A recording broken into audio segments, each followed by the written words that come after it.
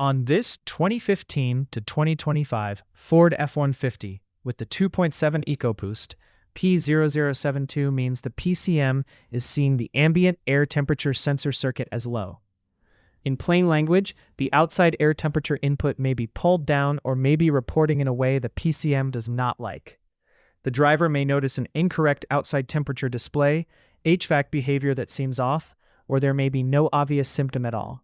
Broadly, the possible fault areas can include the ambient air temperature sensor input, the wiring and connector condition, or how the PCM is interpreting that circuit. For this P0072 diagnosis, the next directed move is to continue into the pinpoint testing for the ambient air temperature circuit.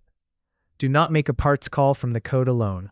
Work through that pinpoint path, prove what the circuit is doing, and let the test results drive the repair decision. The takeaway is simple.